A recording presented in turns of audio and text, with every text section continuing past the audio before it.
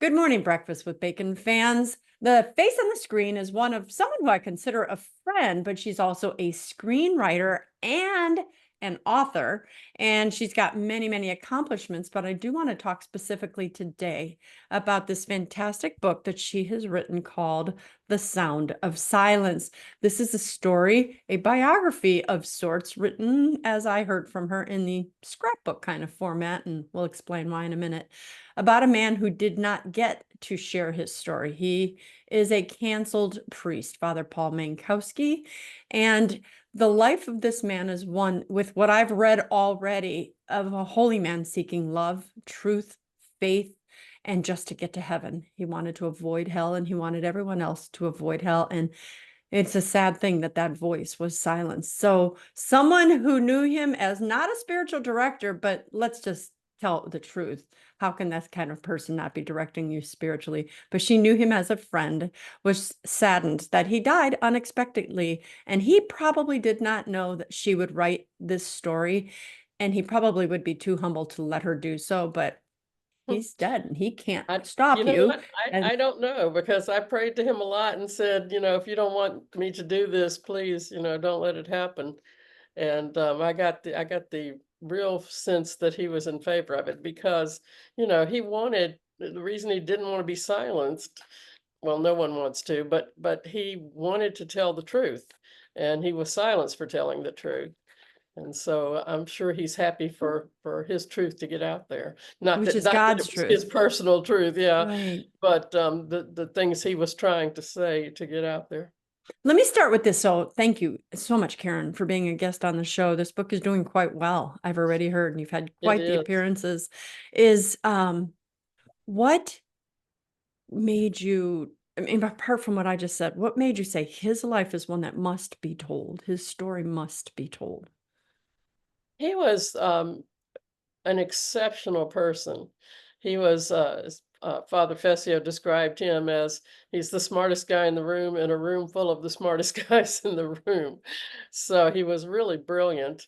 But he was also um, just hysterically funny. So, the book's not a slog fest because he was so funny. When we would have his friends would have dinner with him, we would kind of fight over who was going to get to sit next to him because we knew that somebody was going to get some gems. Mm-hmm. Uh, he was extremely faithful. I really believe he was holy. And when I went to his funeral was open casket, and I had to get in a line of people who were putting their rosaries on his chasuble because I wasn't the only one who thought he was holy. And when, I felt like God was kind of showing off when he made Paul. It was I'm going to give him absolutely everything. And so I had a lot of trouble with his being silenced. Uh, from the point of view of why would God do this? Why would he make this guy who was so incredible and could be such a huge voice at a time when the church really needs a huge faithful voice, and then let him be silenced? And I obviously still don't know the answer to that, but he's kind of becoming well heard posthumously because I wrote this book, and uh, George Weigel wrote a book, edited a book where he put Paul's articles together, the ones that had been published, but it's a good collection so that you don't have to hunt all over the internet. And then Phil Lawler wrote a book called Diogenes Unveiled because after he was silenced, he was told he couldn't write under his byline, so he did a Jesuitical thing and adopted a pseudonym and wrote under that. But it did not take anyone long to figure out that it was him because no one could write like he did, and no one could turn a phrase like he did. And so, as soon as the Jesuits knew that that was him, then he was silenced under any byline. And he was told that he could only speak or write on his area of expertise, which was ancient Semitic languages. So there are a lot of calls for our keynote speakers to come talk about ancient Semitic languages. So he really was effectively silenced. And then I thought about the fact, I remember the moment I thought of it, I was standing in my pool. I live in Florida, so I used to live in a house with a pool, and I would do a pool rosary. I'd just like bop around the pool with the lizards and do my rosary. And one day I was thinking, if he dies before I do, I don't have any vow of obedience to the Jesuits.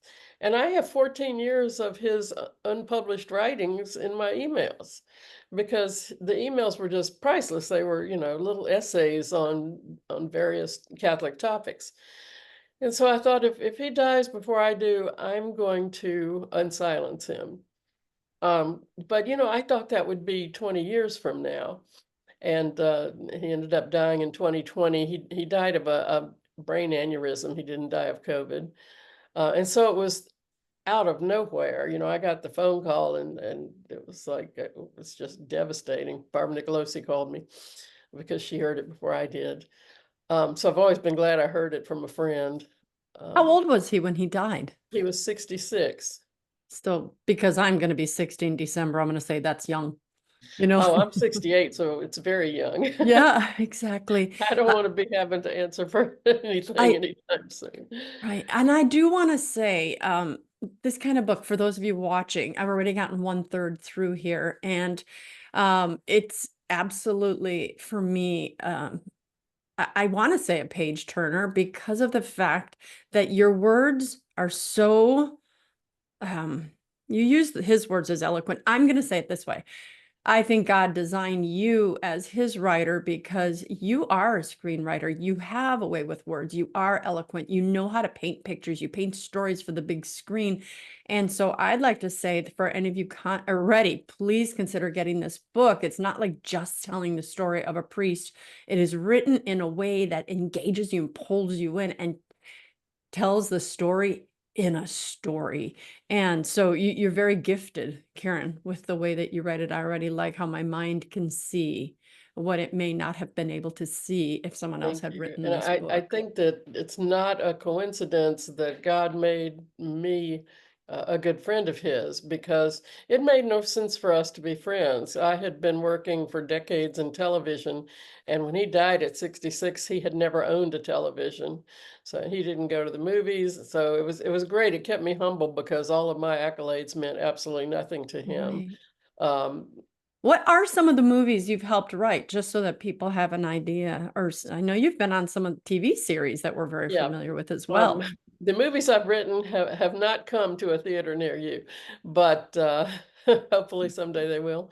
But I started on MASH, and then I worked on Hill Street Blues and Moonlighting, Northern Exposure, a show called Judging Amy I did with my sister for many years.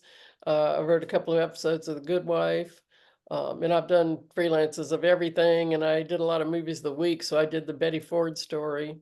Um, which was they still use it in Alcoholics rehab. and mhm. So I was glad that that happened.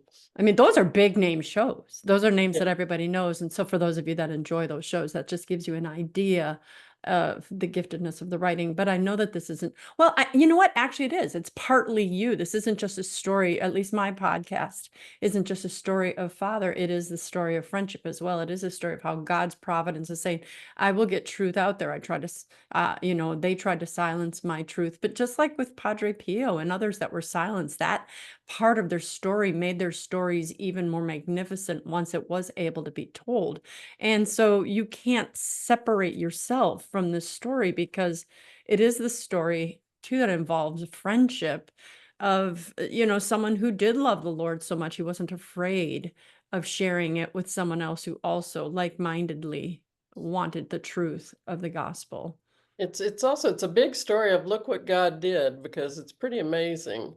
That we never should have been friends. There was no reason. We never lived in the same place. Um, How did you and meet him? I met him through my mother-in-law. My mother-in-law was a third order Dominican, and she was more Catholic than the Pope, when the Pope was JP2. So she was not happy with my level of Catholicism because I converted in Los Angeles. And so my understanding of Catholicism had a definite Cardinal Mahoney bent to it, and she didn't like that. And so she told me she used to she belonged to the Fellowship of Catholic Scholars, and she hit the year where she decided she was too old to travel and she was going to send me in her stead, and Father Mankowski was going to be speaking. And so she told me, do not get on the plane to come home if you have not introduced yourself to Father Mankowski, because I think she thought he could straighten me out, and he did. So that's how we met. I was not going to come home and tell her I didn't introduce myself, so I did. And he just thought, oh, okay, cool. I'll continue to write to you, or what, Um, because lots of we had people introduce themselves That's to the true, that's speaker. true, and we had been talking, like, across a crowded room all day because he was on a panel and I kept asking him questions. Got it. I think I asked the kind of questions they didn't want to answer, because they wanted to just, say scholarly things and not get into the muck, and so I would ask a question, and they would all look at each other, and it was like that old commercial, "I'm not gonna try it, you try it," Hey, and then they all Mikey. leaned over and That's looked right. down at Father Mankowski, like, "Let's get Mikey to try it," and so he would answer because he just was very courageous, he would say anything, and so we had been talking to each other across the room, so I went up to him and introduced myself, and I told him that I was Dorothy Walker's daughter-in-law. And I said, could I have your email if I promise not to abuse it? And he got out something and wrote his email, and he said, abuse it all you want to. But when I got home, he actually wrote to me before I wrote to him, and he had an in-depth email about something I had mentioned to him. So that was one of his traits. It's like he made you feel like you were the only person on the planet when he was talking to you, and he really listened, and he remembered. And so he wrote about something I told him about, a project I was working on. So his first email was about that. And I wrote back, and when I wrote the book, I went back to kind of look and see how the friendship built, and I realized that it really didn't. We were really best friends at Nice to Meet You. And I think that's because we knew that we were meeting as foxhole Like buddies. mind. That's right. And so, we were not only on the same side of the war, we were in the same foxhole. And So, obviously, he wasn't silenced at that point yet because he was speaking publicly, correct? let me remember. What did he talk about? Because my Yeah, guess is if he's silenced, he's not able to I think speak. he was silenced right after I met him. Okay. So tell us his story. Why was he silenced? The short answer is he was writing about things that the Jesuits didn't want him writing about because they are very liberal and he was very conservative. But the thing that he had a lot of articles. I write about them in the book, and I've got excerpts from them. So he spent about 10 years writing articles about things like, birth control and, a lot of the hot button issues. Topics. Hmm. But they couldn't really silence him until he did something that they felt they could formally silence him about. And what he did was, there was a Jesuit named Robert Drinan who ran for Congress, even though he wasn't supposed to. And Paul was a graduate student at the time, and he was trying to write an article that would say that their Father General, Pedro Uribe, had kind of been tricked into saying it was okay for him to run because he wanted to stand up for the Father General and the Jesuits. But then when he started doing the research, he found out that wasn't the truth at all.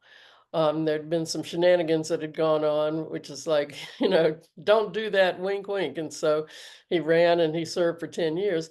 So Paul couldn't write the article he'd wanted to write. So he gave all of his research to a man named James Hitchcock, who was a church historian, just for posterity. And then years later, when Bill Clinton came out against the ban on partial birth abortion, Robert Drinan chimed up to agree with him and support that. And so James Hitchcock decided that we really needed to talk about Robert Drinan again. So he told the story of what Paul had done, um, and he said that Paul had given him this research. And when the Jesuits saw that article, they went ballistic. And they told a lie, which they are still telling now, which is that Paul had snuck into the archives and stolen research. Not true. He asked the archivist if he could take it, and the archivist said fine, because he was writing an article that would make their Father General look good. So he didn't care if he took it. And so then when they found out that it wasn't an article that was going to make them look good, uh, uh, that it was something that was going to make them look bad, they They started lied telling and said the he lie that he stole had it. stolen the research, and they sent him a formal letter that's in my book, and telling him he had to return all the research. He had to tell anyone he'd given it to destroy it, and a lot of demands. And one of them was not for him not to write anymore under his byline. So, and I then that's in the book, and so is his response to it, which, his response is really makes for wonderful reading. I can only imagine. So one of the things that priests have to contend with these days is this vow, if it were, of obedience. Mhm, And so I obey God over man, but when we have taken this vow to obey man, I do know that even Saint Faustina had said when she was praying to the Lord, when the Lord was talking to her and telling her A, but sometimes my superiors tell me B, and the Lord said mhm. to Faustina, follow your superiors, and then I will deal with them.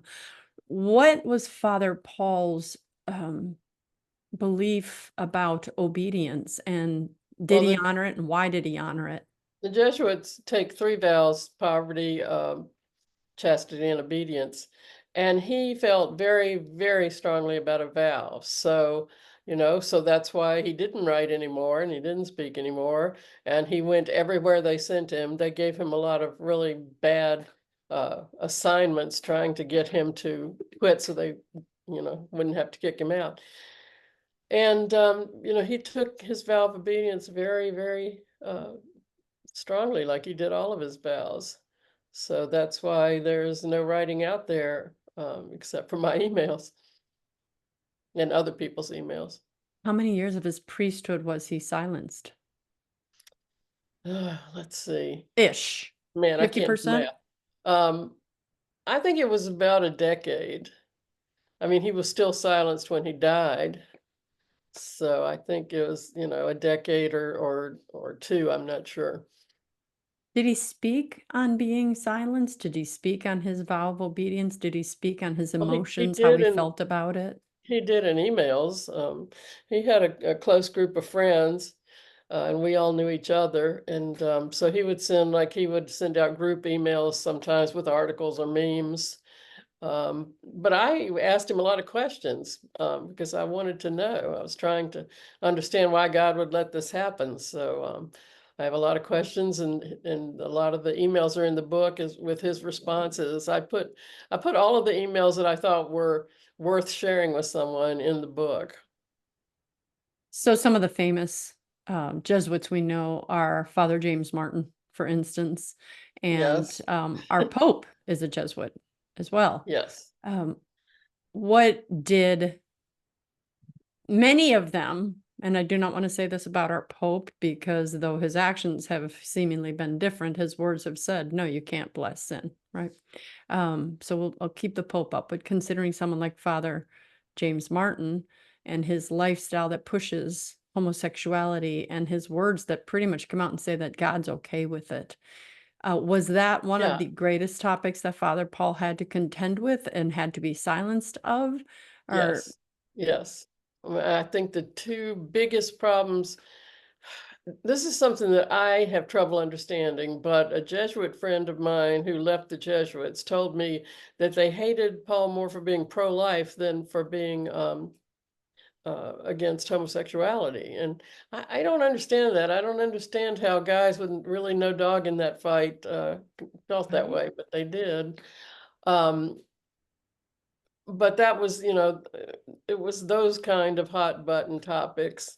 And, he wrote an article about neutral language and about just all kinds of abuse that he saw going on. Um, that he wanted to correct people's thinking. But, it's very telling because when I started writing the book, I knew the Jesuits have a liberal bent, as does anyone who's paying attention. But I asked one of my Jesuit friends, because I said, my theory is there's probably all sorts of great Jesuits out there, but that the powers that be are liberals, and they promote others who think like they do. And I said, what percentage of the Jesuit power Hierarchy lead, leaders yeah. do you think is liberal? And no one gave me a percentage under 90%. I got between 90 and 100%. And so I think it's very telling that right now in the year 2024, the face of the Jesuits is Father James Martin. It's not Father Fessio, and it's not Mitch Pacwa. It's not the people who are loyal to the magisterium. Yeah. Yeah. So I'm sure that we all know that that's one of the biggest issues there is right now. Yep. Trying to get the Catholic Church to change her views, Christ's views on what he considered good and bad. Let's just change Christ's views. And Right. that can never be done. And no matter how much the Catholic Church has been infiltrated, Holy Mother Church is always going to hold the truth. The ship may be sinking, but it will not go under. Yeah, I don't think they're going to get far with synodality, because you can't improve upon apostolic succession, which Jesus set up. He didn't set up a committee and tell them to vote on it. So I see what they're doing. It's a version of trying to dumb something down, but it's really trying to uh, make God I don't know. Into their own image. Yeah, absolutely. Make To God into remake their God in their own image. Uh, a Jesuit said one time that if God hates the same people that you do, then you have remade him in your own image. Um, and they definitely think that God hates the same people they do. Hmm. Um, Let me ask you, what are some of your favorite Father Paul Mankowski stories like that help us know, oh, this is the man? I'm sure okay. you have many. Um, I have many. One of my favorite ones is when he was in college. He went to the University of Chicago, and he had a radio show. He loved classical music, so he had a radio show that he did for the college called the Baroque Hour. At the same time, he was on the football team. And to me, that's kind of a picture of who he was. Paradox. And Yes. so, and the football team was, yes, you don't hear about the mighty Maroons or whatever they are. It had been dead for a while, and he and a friend resurrected it. And Paul said that he ended up on the team because he lost a bet. So he must have done a lot of betting, because I was always hearing things that he did because he lost a bet. He must not have been good at it. But so he was playing, and so they didn't let him play much because he hadn't hadn't played football since junior high school. But he said all you needed to be on the team was a pulse. And so the last game, they decided they would let him play. And he broke his like shin bone or something. He broke some bone in his leg on the first play, Oh, and he no. didn't tell anybody, and he played the whole game. To me, that's the perfect story of that's who he was. And in fact, he went to the after party, and he left the party and finally went to the emergency room. Got his shin He was fixed. he was very tough. He was a boxer when he was at Oxford. Um, and that story always crops up in my mind as kind of the epitome of who he was. Um, Mhm.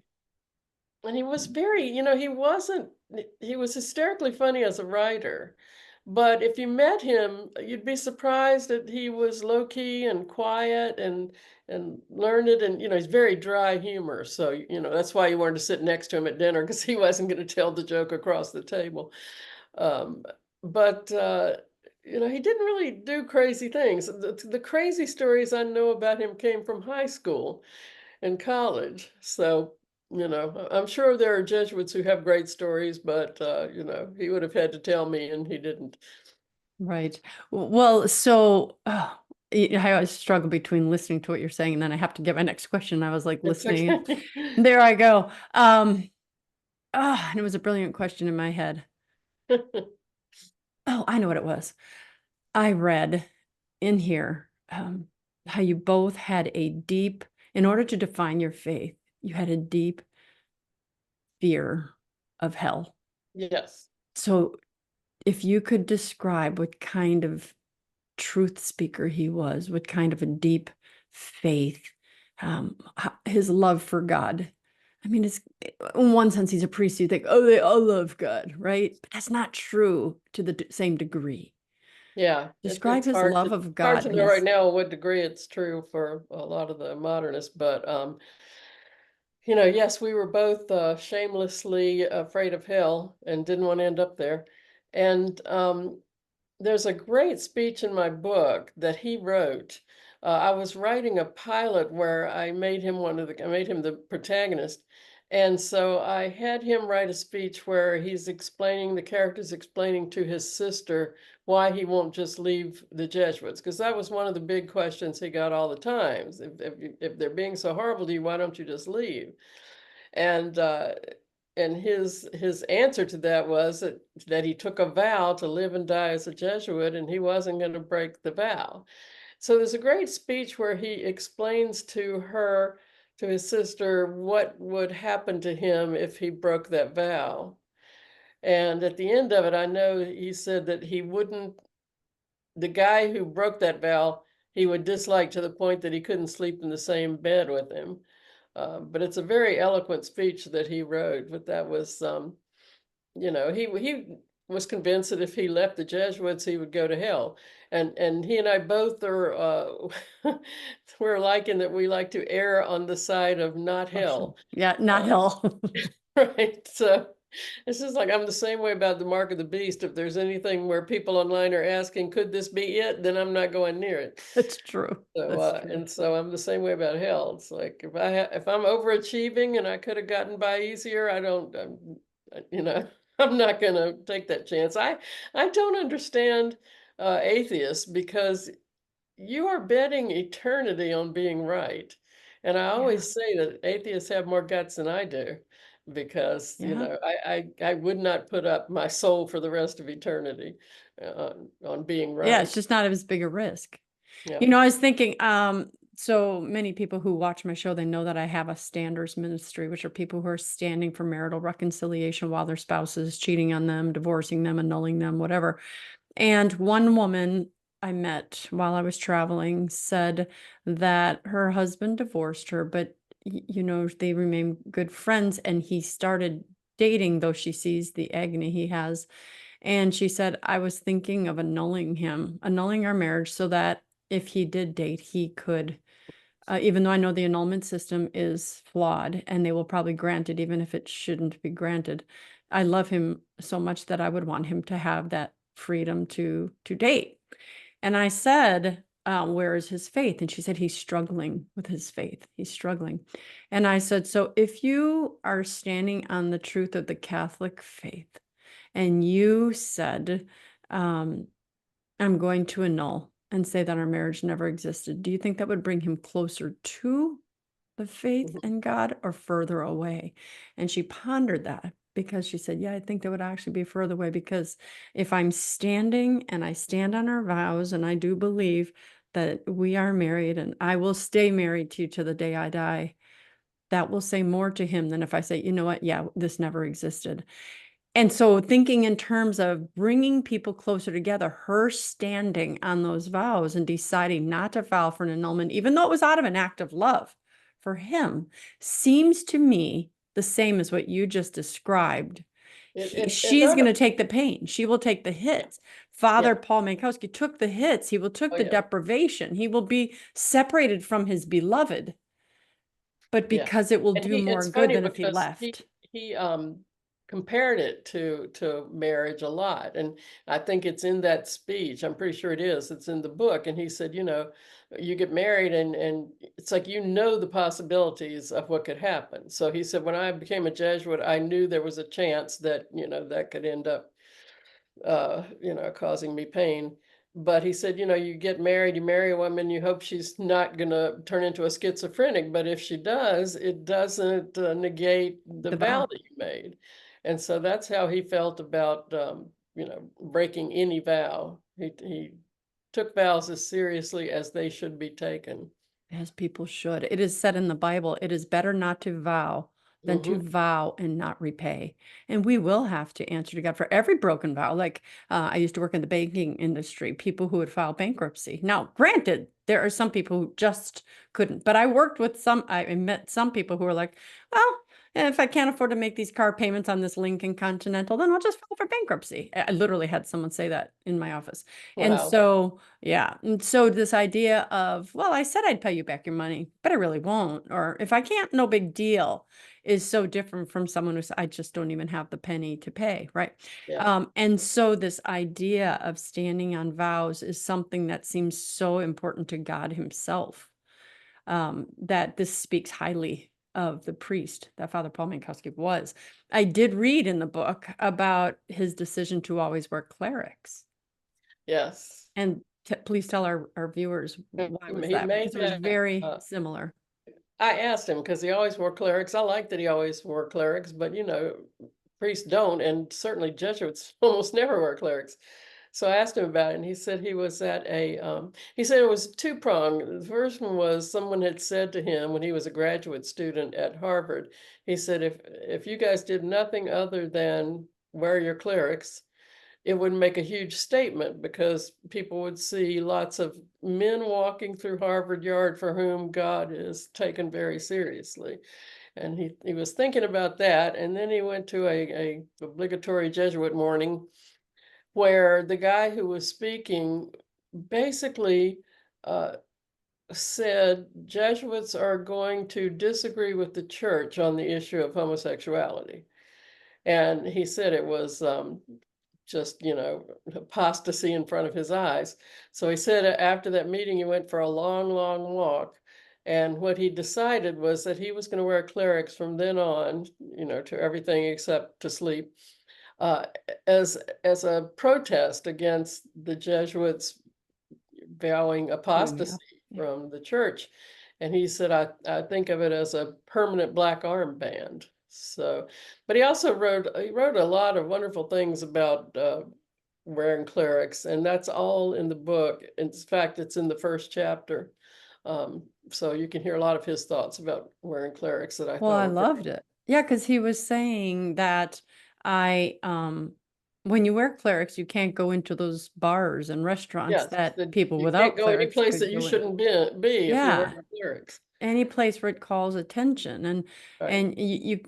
when you did wear them, people would know who you were. And the idea of it's not comfortable, black holds the heat, Yeah, he it's said, not tight around comfortable, the it gets neck. And dirty easily, it's hot in the summer.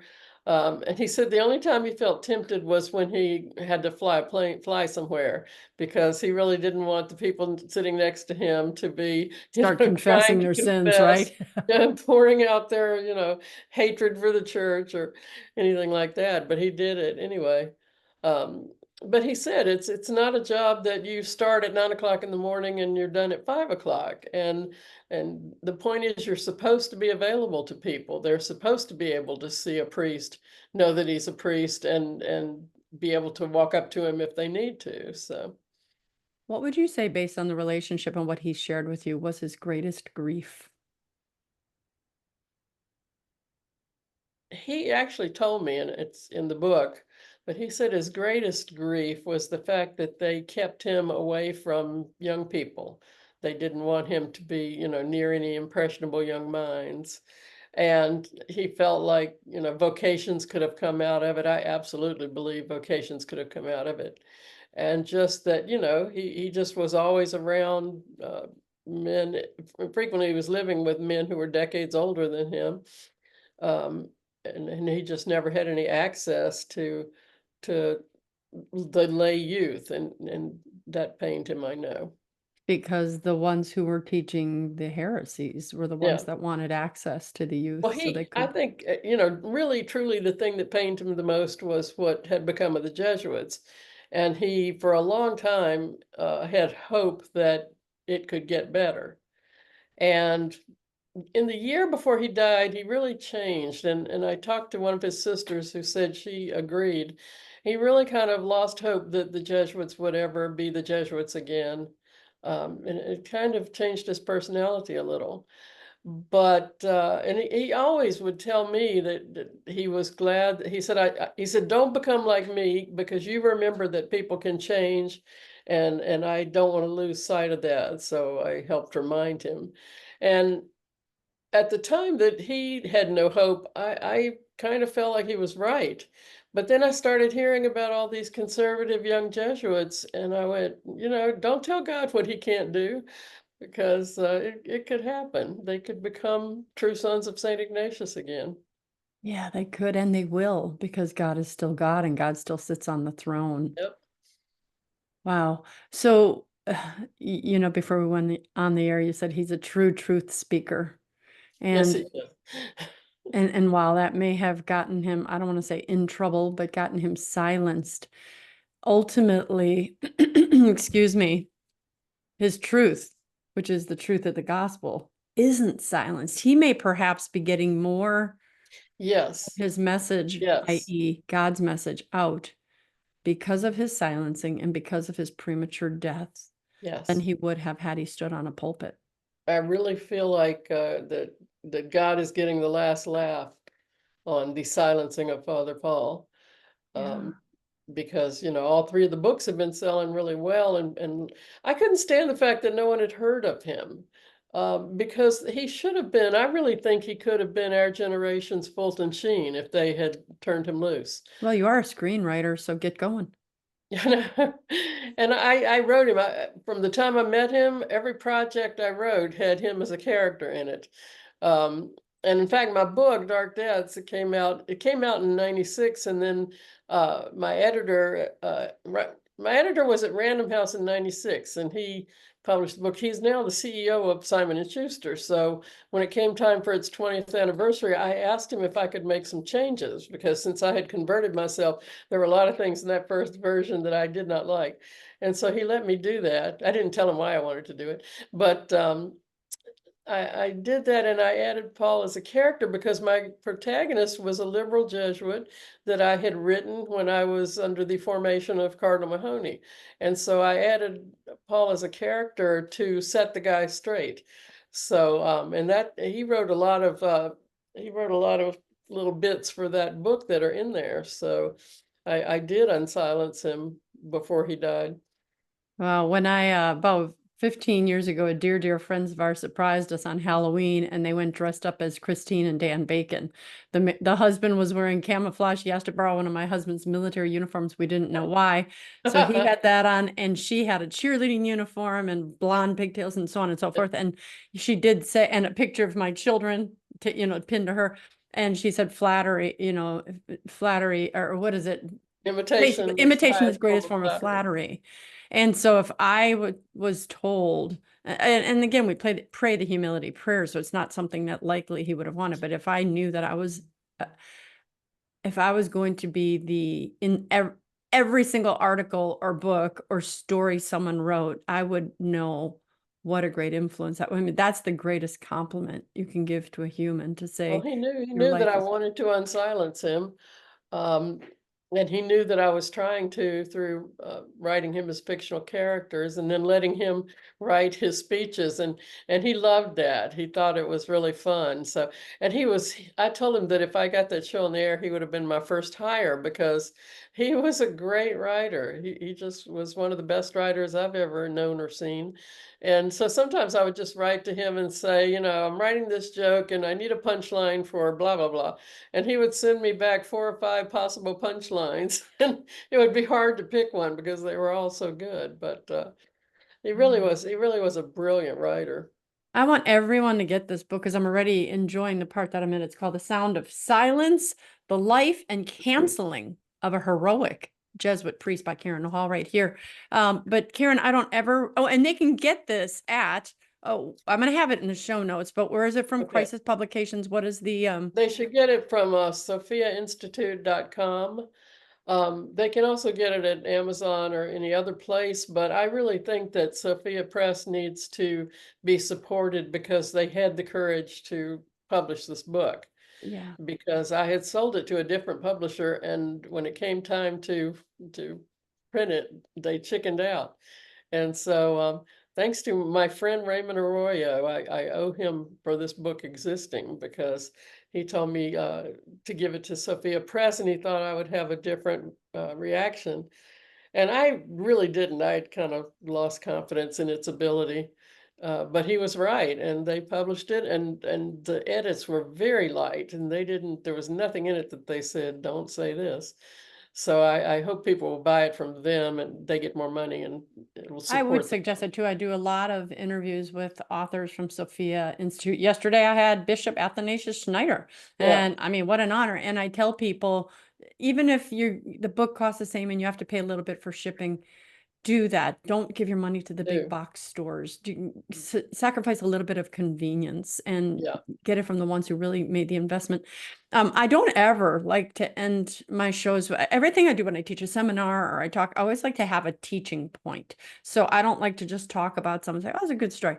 Um, but based either on the book, based either on your friendship, the life of Father Paul, name one thing you'd have our viewers do differently as a result of something they heard Well, today. I don't know that it would be differently, but what I would say is tell the truth.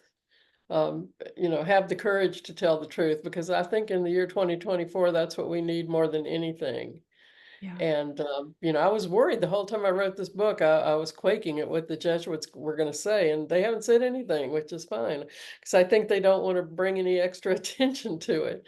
But Father Paul, he told the truth, and consequences be damned, and he paid for it. But now God's got his own idea of how this is going to work. That's right. And thanks for mentioning speaking the truth, because Karen came to my first Disrupting the Culture with Truth conference, and it was designed just for that reason. There were so many of us getting canceled, silenced. I've had a show shut down already. And many of the speakers that we bring into the Disrupting the Culture with Truth conference are people who have been canceled or silenced in some way. And the third annual is October 12th in Virginia Beach, Virginia. Beautiful. Come on in. And our speakers this year are Mark Mallett, Christine Watkins, Daniel O'Connor, Father Chris Aylar, basically the Countdown to the Kingdom crew, and Reagan Long, one of my dearest friends and a holy woman, is the MC. So get your tickets, go to truthspeakers.org. Also in the show notes right here, just slide down and you can find it. And I'm But planning to come and sell my book there. oh, that's fantastic. Okay, we'll Yeah, talk about so that when we go off the air, but you'll get to see Karen Hall there. yeah, And this you'll see isn't me. her only book, you know. Yes, and so you can have a signed copy.